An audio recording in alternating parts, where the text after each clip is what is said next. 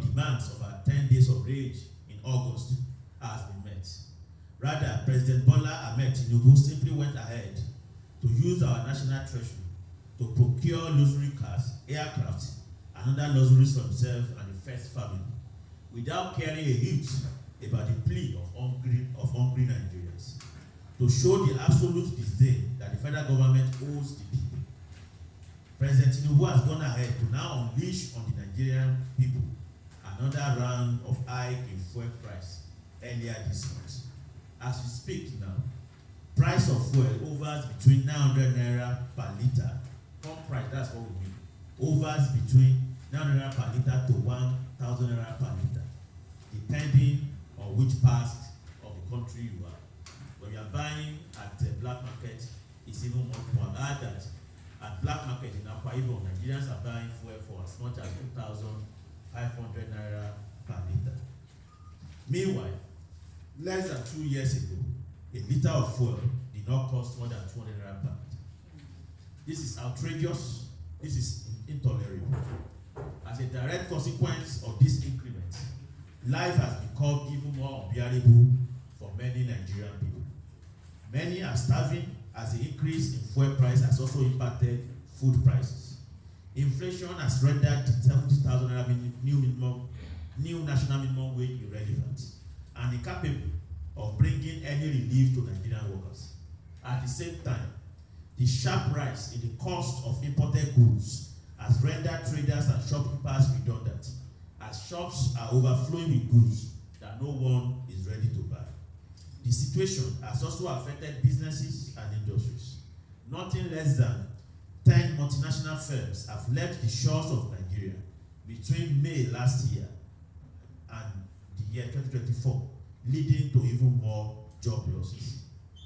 Based on the foregoing, we of the Head Back Governance Movement have decided to declare October 1st, 2024 as a National Day of Survival.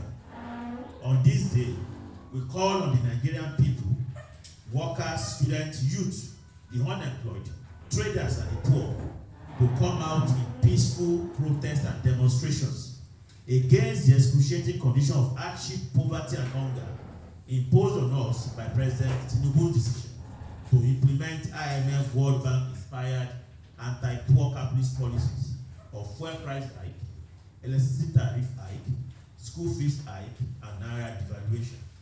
We also call on the Nigerian people to utilize this day to demand with one voice the immediate and unconditional release of all NSAS and all end-back governance protesters in police and prison custodies, as well as freedom for detained journalists, whistleblowers, activists, and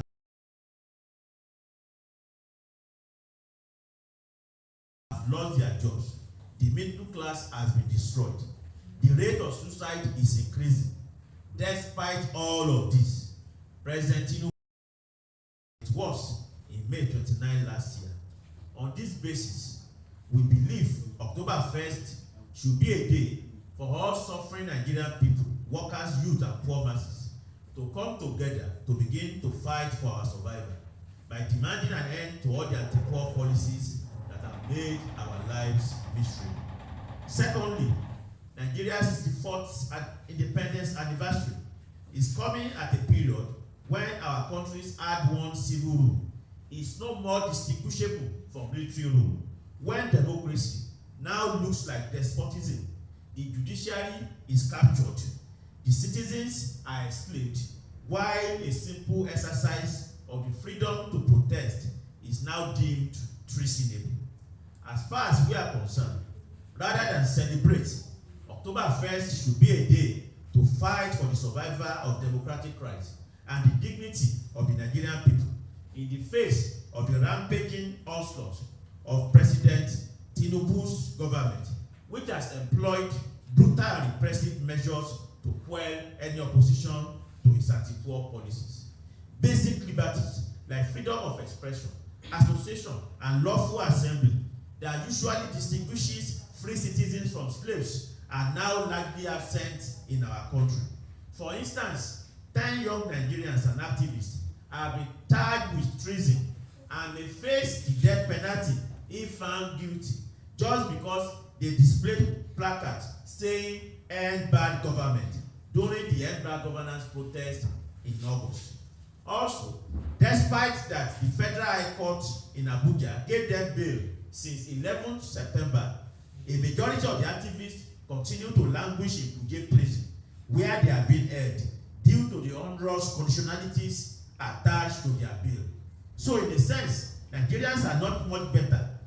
Nigerians are not much better off today than the days of military dictatorship. And this is why we believe that October 1st should be a day for the Nigerian people to collectively demand an end to attack on democratic rights and criminalization of protest.